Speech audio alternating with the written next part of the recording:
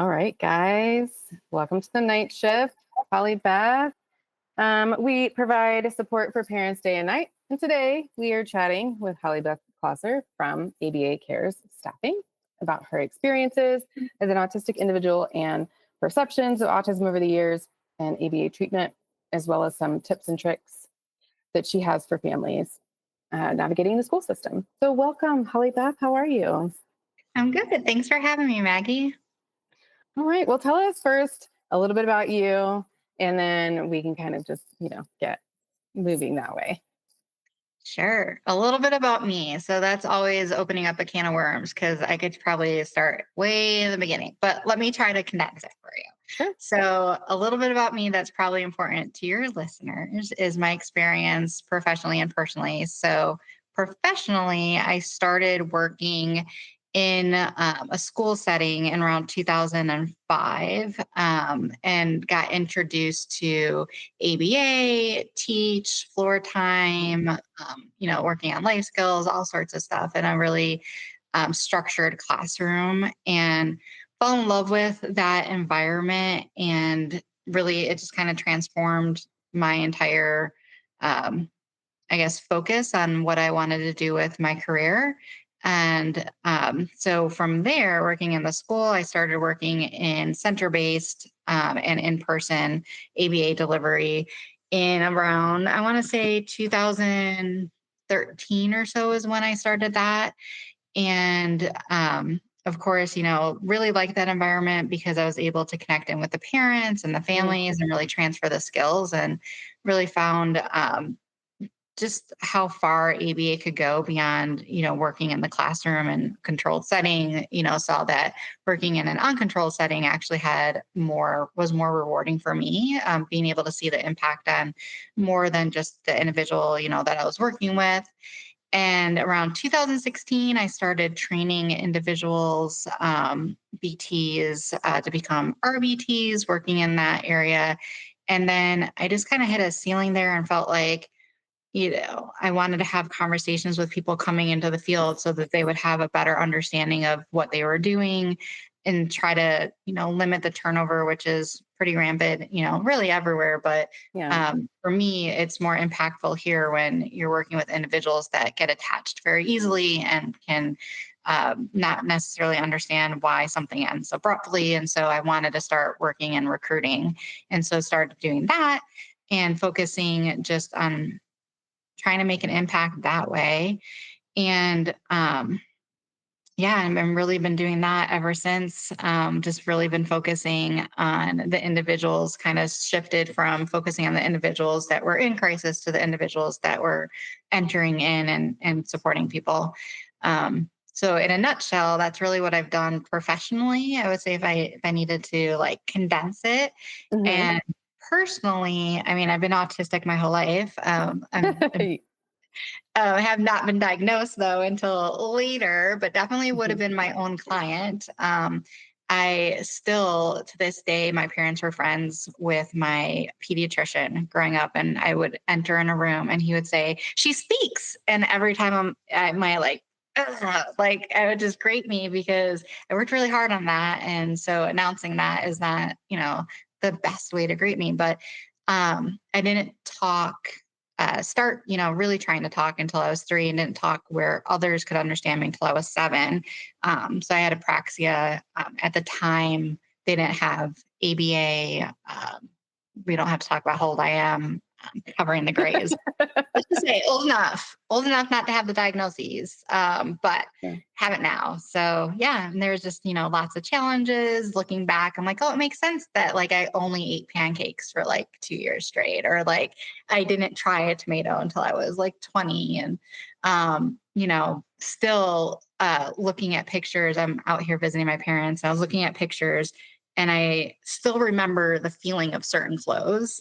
And like those are my memories. Mm. You know what I mean? Mhm. Like that's what sticks out. I have fondness for certain texture and definitely some aversions. But yeah, so that's pretty much my experience personally. It's also in my family, so other family members who have the diagnoses, and yeah, and on top of that, ADD and some other ADHD, I should say, and some other things that go along on top of it. And so it was just really kind of misdiagnosed, I guess, for a while, and then finally got the diagnosis. I went to get tested, thought I surely have OCD because I need to Mm. be in a certain way. Mhm. And so I learned that that is my coping mechanism to put structure in an unstructured environment. So I'm great at putting order and SOPs in place because I I love go that. as deep as I can. Like, honestly, it drives it. So thank you to my autism for giving me a career for That's sure. amazing. Oh my gosh, you really did condense all of that down really fast. Did I? Did I feel You like I did was great. talking for a while? No, you did good. I think that it's so interesting because I think the perception of autism has changed a lot in the last like 20 years or so. Um, and then on top of that, you also touched on like remembering certain things from your childhood, which I think sometimes as a female, like on the spectrum, can be very different. Um, than those male presentations that we see as well. Um, just speaking on behalf of my own child too, you know, I definitely see those. That those are like there are certain things that we hang on to, and that's what we like connect with that environment or that feeling or that situation or anything else. So I can absolutely appreciate that. How do you feel like the field has changed? The like the perception of autism, I guess, being part of that, but the second part of that being ABA services or the treatment of autism. Yeah. So, I mean, I think obviously, clearly, like the words have changed. Hmm. And people are, trying to be more accepting, talking about, work, looking at strengths versus deficits. I think that is a huge step forward is, being able to look at the strengths and be like, okay, what can we do that with that instead of, maybe looking at a child who perseverates on cars is like, how Hmm. can we turn that into something that that they love that could also be meaningful where they can have an impact with that or, um, get enjoyment out of that.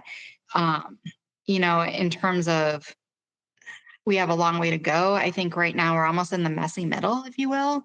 Yeah. So, like, if I'm being honest, I think that people get caught up a lot in the words and the language, but I've always just, maybe it's because of my autism, I've always just looked at the behaviors of the people around me. And so, um, to me, you can say all the right things, but then when you show up and you're treating me in a certain way or treating others in a certain way, then it doesn't really matter what, niceties of neuro reaffirming language that you're using means nothing to me when you're like, oh, I'm so glad they put somebody who's autistic in a leadership role.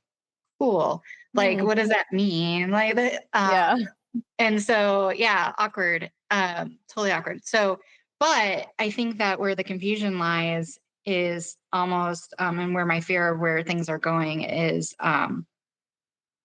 still looking at things and doing things in the right way that's going to be helpful and thinking about the long term consequences for people, not the short term perception of how it looks for people. So when I say that, I mean there are times, um, that we need to do hard work that maybe somebody doesn't want to do. Obviously, you don't force a child ever, and that should have always been the case and should always be Hmm. the case.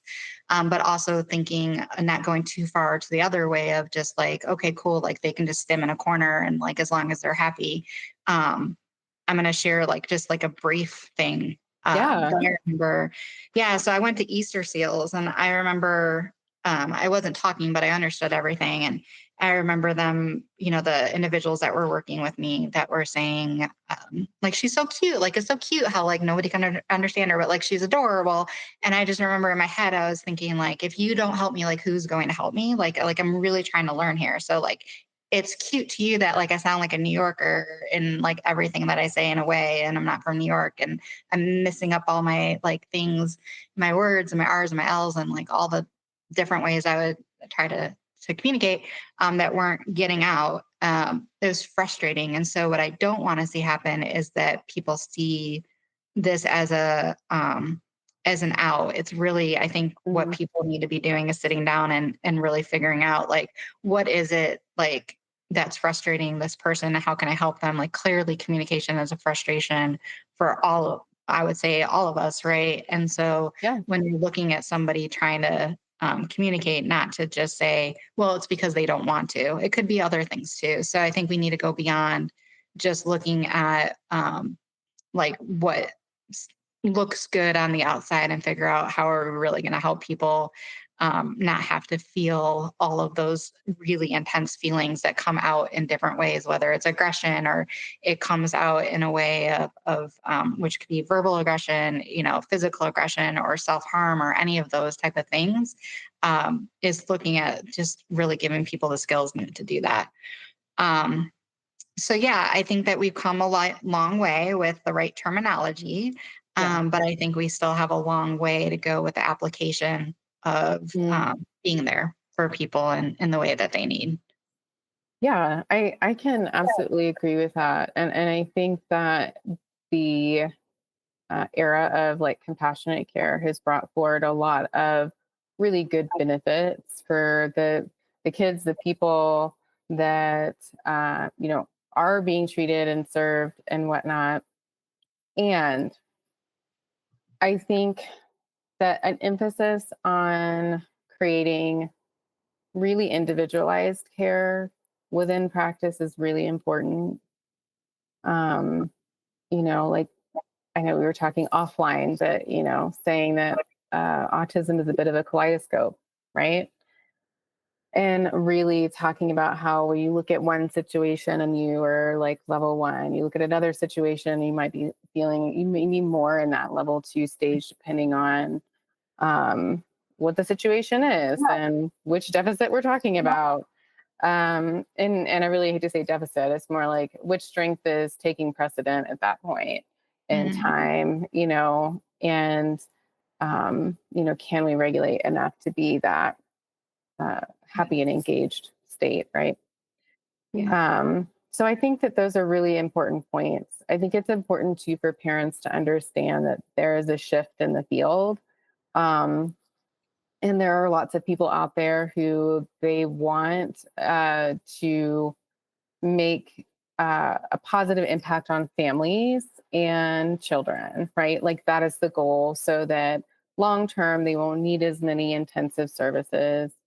Um, and there's still like a huge challenge with um, profound autism and services and access to care and duration of care and those things as well. And really trying to partner with the, everybody, partner with your ABA team. Yes. Your VCBAs, absolutely, to help really individualize those things that would otherwise prevent an individual from really participating in life in whatever aspect that looks like, right?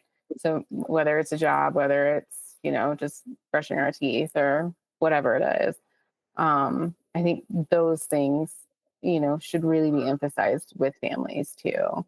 Yeah. Um, Yeah, yeah. I agree. Yeah, absolutely. And active listening. I Hmm. think, you know, um, with anything that we're doing, and I understand, ABA is a science and what we're looking at is just make sure that we're also looking at, the function of the behavior, but I feel like it's not always done that way. And so like when Hmm. your child's in services is not only are they just taking data, but how is that data like driving the the individualized programs. And if you feel like it's not driving it towards any kind of goal, ask questions because not all BCBAs are created equal. Unfortunately, there's a lot Yeah, of copy and paste from, even like assessments that shouldn't be programs and things like that. So don't go blindly trusting. And let me be clear too, this is not just an ABA thing. This is doctors too, yeah, surgeons, like, yeah, and so it's definitely not a case of like pointing fingers at that. Just be informed, and just know that it's your right to ask questions. And, if it doesn't make sense to you, it probably doesn't make sense, you know. absolutely. And additionally with that, like if your child receives services in a setting that isn't your home, right? Like whether that's community or whether that's center or whether that's school, like whatever it is, really ensuring that you as a parent advocate for yourself. And I think that sounds funny because we talk about advocating for kids, right? But Mhm. if you're sitting down at a progress report time with your clinician or whoever, and they're saying, look at all these beautiful things that, your child has successfully done in the last 6 months. And you're like, I have no idea how to teach them anything like that. That is where you should advocate for yourself. You should say, you know what? I really don't understand that, or I don't see that at home. Because at the end of the day, you're the one, like as the parent, you're going to be that your child's person for their whole life. Um, you know, Oh, I just got the feels. You're their lobster. they're Like, lobster, right? Yes. Yes, absolutely. Absolutely. I love that. sorry, it just hit me. But it is true though. Like you are that person for their whole life. Right. Um and so really understanding. I mean, I think that um it's not always the case, but not that you have to talk for them, right? Like, No. but listen to them. Like they're Yeah. telling you something, and believe it, even if it's a regression in skill, like if they used to be potty trained and then all of a sudden they're having accidents. Again, don't let them convince you to put them back in a pull up for convenience or anything like that. Like there's why are they having accidents? They're clearly probably not comfortable there. Things like that. I speak in blanket statements. But like just generally speaking, things like that Yeah. might be a clue to advocate, and do what you need to. If that means going to another provider, then you go. Um, Yeah. but yeah, The people that you work with for your child, whether, like you were saying earlier, whether it be like a pediatrician or a speech path or whoever, it's not just ABA specific, like they should be there to partner with you, and really like work through some of those concerns because, you're the expert on your own kid. yeah, yeah, absolutely. Um, Kind of like pivoting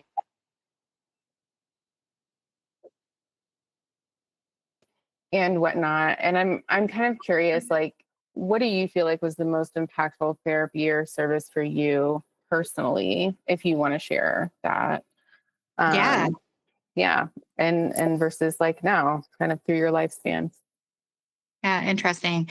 So it's hard because there wasn't a lot. I mean, my mom did put me in Easter seals. Hmm. But I also came from a family that, at the same time, like everything like I did was like adorably like great, right? Like, and so, when the teacher said, Holly can't hold the pencil and, she's just holding the pencil with she wants to hold a pencil. So I didn't have OT, so I still have a bump on my finger for the way that I hold pencils because it's not right. And it hurts actually. So I'm a Oh tickler, no. which is fine. But I think, for me, obviously the most impactful was speech because of the apraxia and because of just most of my stuff was due to communication and not being able to communicate. I think I was kind of looked at mostly as a brat because there wasn't Hmm. anybody to really explain my behaviors. I was looking through pictures while I'm out here at my parents, and I was like, man, I like look just so despondent and like almost all of the like, I mean, I was a happy kid like for like most of it, but you can definitely see, at 8 years old, I'm still eating with like my hands because I didn't have that OT or, things like that. Sure. Um, so I think, it would have been nice to have some of the other specialties, but again, I don't blame like my family or look back with any kind of, Sure. um, yeah, there's nothing that they would have known. Now it's interesting as an adult. I would say it's really kind of interesting. Actually, you guys might find this interesting. Is obviously I've seen therapists like, and there was one that I found that was helpful, and we were kind of talking offline about this, and Hmm. how the fact that she spoke in metaphors and also analogy helped me a lot be able to kind of see things from a different perspective versus like trying to talk through something. But what I find interesting, so she also wrote some books. I don't know if you have links for your listeners, but Oh yeah. Lisa Schaub is her name. She's a licensed clinical social worker, did not have any training in ABA or ACT or anything. But I went to an ACT conference and I want to say maybe it was 2019. And I was perusing the books and I was like, no way, that's my therapist. And so they were selling her book there. Oh my And gosh. I like told her, I was just like, your book was there, Lisa. And I was just like, it's very interesting because now that I know more about ACT, like so much of like what she used was ACT with Hmm. me. And so it's interesting. Again, just kind of in my knowledge now, I think ACT therapy has a lot of help. I think DBT, dialectical, I'm not going to say that right, but dialectical behavior therapy. I can never Hmm. say that. Yeah. You know what I'm saying? Okay, Yep. cool. Insert the right words here or not. But yeah, things like that, I think, are helpful. I think that I still, like right now, just therapy is expensive. I mean, you guys know that if you're listening to this, you know Yes. how expensive it is. And sometimes you can't get the therapy because you just can't afford the copay right now. And Yeah. I think that, I'm in a situation now that if I were to go back into therapy and had the extra money to invest in it, I think it would be really interesting to explore some more complex language skills that Mhm. I might have like the sounds right and I can communicate pretty clearly unless I'm tired, which I'm a little bit tired now. You'll hear it come out. Or if I am at a wedding, I do like champagne. So like those, like I will slip right back into my like 7-year-old language skills. And so, but I do think that there's probably a level of complexity that I'm missing still. Mm. And so even now I think having a speech or like a therapist, ABA, if it's a BCBA or not. The problem is with somebody my age, you just don't get therapy. It's just not covered. And Yeah. so yeah, so that's kind of where you're at. But you know, I do believe that ABA therapy has, with the right person delivering it, just like any skilled, Yeah. profession. Professional. I think it is amazing and it has the ability, and I've seen it have the ability to change lives. And so I don't think that that should be overlooked at all. I think, again, just with anything, you go in with your eyes open. Yeah. I agree with that. And it we could have a whole like day talking just about coverage of services Oh, yes. Yes. and Yes. all of that part of things. But we won't touch it. Okay. So what I'll say is, in kind of evaluating all of those things and in those experiences, like what do you wish people would understand more about autism as like we are progressing as a field and also what we know, things like that. Yeah.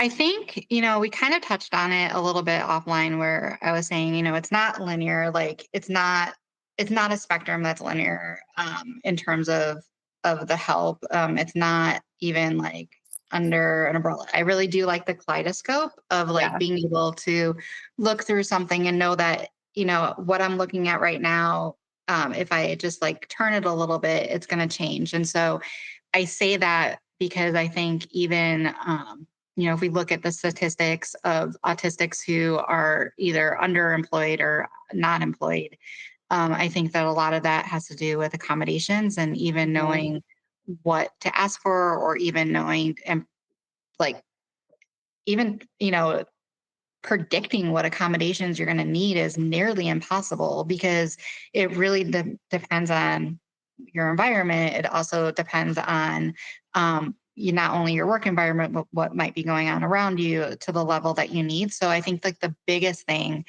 would be an understanding that it's not simple. It's very complex. It's not black and white. It's not that I need a ramp that will help me get in, or I need like a screen that will help maybe reduce my migraines. Like it is something that continuously changes. So it's almost like an accommodation of a kaleidoscope accommodation, like something that is that flexes. And Hmm. so I think like meeting people where they need is really what makes all the difference. And so I would say that every time you show up, whether it's with a client that you know, or whether you show up for your own student, or whether you're talking to, a school that has dealt with, what they will say is other students in similar situations, is being able to advocate for the fact that whatever is needed, like right now, if not what's needed yesterday, it might not be what's needed tomorrow, but like actively listening, what is needed right now in front of you and how can I help?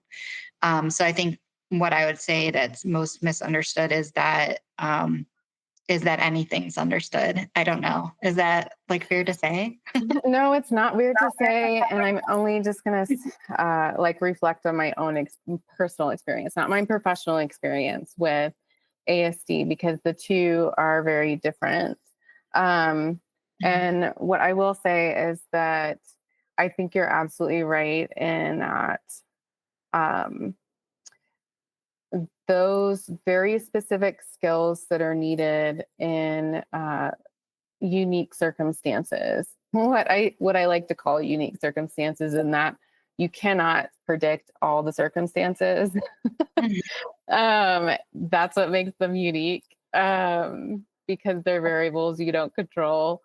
I do think that when you are teaching, even as a parent, with working with your own child and really trying to get them to acknowledge or uh, ask their body, which is just a really simplified way, right, of being very present in that situation and saying, oh my gosh, what do I need right now?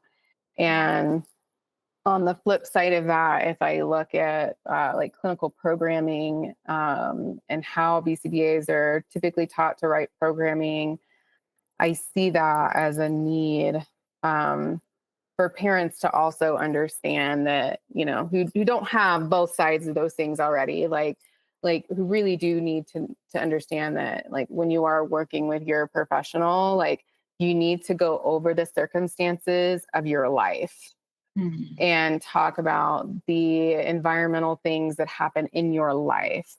You will not be able to predict all of them because you can't.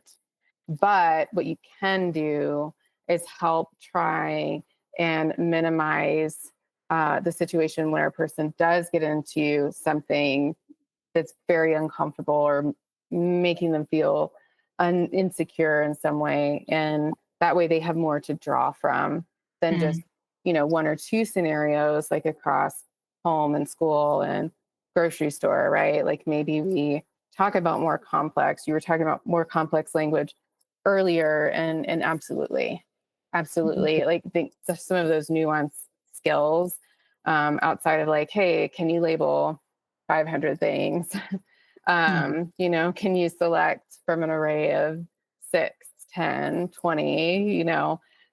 What are we doing on the regulatory side of things that will match a kid's environment as they grow, giving them those pivotal skills, you know, to help them be able to manage. And in addition to that, like helping parents navigate that as well. Yeah, it's important. I mean, it's important to have real life application that Yeah. goes beyond just, um, like just beyond kind of what skill sets might be in a book to teach. And so I think that is, crucial, is to be able to say like, I don't know, like it was reminding me I was working with a client once and the parents' goal was to go to Disney. Hmm. And like Oh, yeah. they love to go to Disney, right? Like that's their thing. And we were working on, the child not having a meltdown in Walmart for 30 seconds. I will tell you too, it was work for me because I also don't do well in Walmarts because of the way that they have their stores Oh organized my and like really gosh. busy. So I was like, cool, this is gonna be fun. And I don't know if it's because related, we like totally bonded because I was like, dude, I get it. Like, I get it.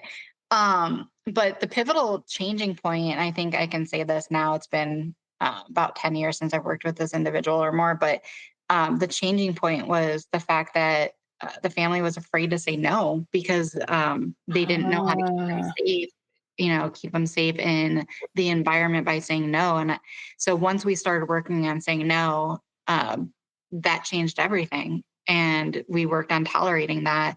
And yeah. I will tell you, I think it also changed. I remember the mom was like, I can now say no to my like husband. And my like, I think she like exploded, You like she just went, generalize that. yeah. I was just like, ooh, we just unlocked it.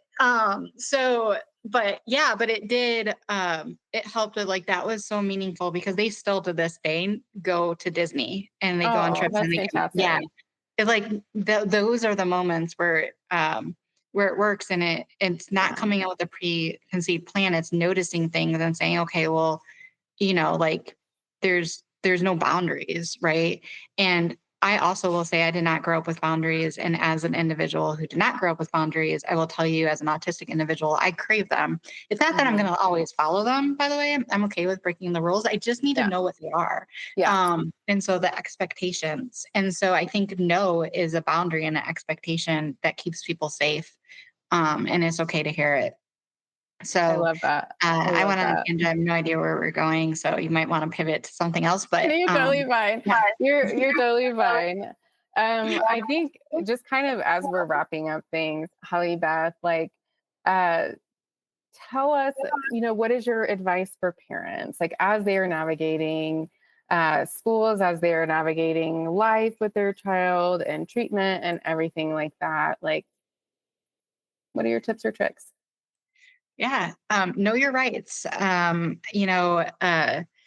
everything in writing. Always use your child's full name when you're emailing. You can always request all emails and all communications that have your child's name in it, whether it's an initial even or anything. So if you ever have to request your records of any communication, know how long they have to get back to you. If you request, to review, to have a meeting to review things. If they say that, something can't be targeted for improvements in school, question that. Like really any behavior that you want to Yeah. improve, you can get targeted.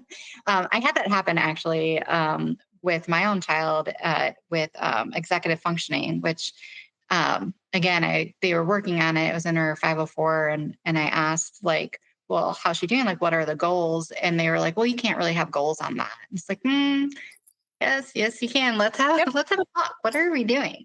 Yeah, a little nerve. They're like, oh, we're just happy she shows up. No, that's not how life Oh is. no. So that's not gonna cut it. So know that like you're like any parent, like you want them to be as um, as like to learn as much as they can in the way that they can learn, and you want them to be able to go out into the world and like know how to survive in it. Um and I'm using her example, just showing up isn't surviving. Like, you can't hold down a job that way. And like that's her level of skill. She could have met, she could and has now met that skill level, right? But teachers might not have that, or anybody might not have that same drive and Hmm. care for your child that you do. So stick to it and think about what are Yeah. your long-term goals with them. And if it's reasonable, I mean, if it's not medically possible for them, or it's not, mentally possible for them, like then you need to come to terms with that too, Yeah. and shift. But if it is, fight for that, push back. And then I was not the best at this, but I will give you this advice because when I could do it, it does work. But like you catch more flies with honey. Ah, yes. Right? Okay, I'm like, did I say that right? Yes. So like being nice, like you know what I mean, like saying thank you and like when going in the route of, really appreciate the people that do show up. Again, Yeah. reward the behaviors that you want to see. So if this is a teacher that is getting it, like let them know they will fight in that IEP meeting for the next year when they're going over and like talking to the teacher who's going to take over or whatever. You better bet that they will show up for your child. Like, you don't have to give them gifts or anything, but just even saying thank you, things like Yeah. that. Oh my gosh, this is such a wonderful note to wrap on. Like, I absolutely agree with you. I think gratitude goes a long way. And keeping doors open, because at the end of the day, you have to work with people, and It's not always easy because a lot of the conversations that we have as parents are hard. Mhm. And even more so when we're trying to interpret often and take cues from our kids and how best to serve them. And trust me, like we don't always get it right, but yes, absolutely, making sure to show gratitude for the people who are doing their best within the confines of the areas that they're working in as well, to serve your child best, and then keep advocating. Yeah, go after the system, not the person. You know what Correct. I mean? It's usually the system that's not working. Even if it's an untrained teacher, it's the Yes, system, that you want to get to. Um, absolutely. yeah. Oh, I love that. Well, Holly Beth, I appreciate your time and your thoughts and sharing them with us here at Night Shift and helping increase our kids and parents' knowledge base. And hopefully, we'll get to see you soon. I mean, thanks for having me. And I would come back anytime on the night shift. So, so clever. So glad that you're here doing this. And, it just lets people know that they're not alone. And, there's always Maggie. You can always find Maggie. So you can find her on LinkedIn. You can, no, I'm joking. No, I'm You're just so like, funny.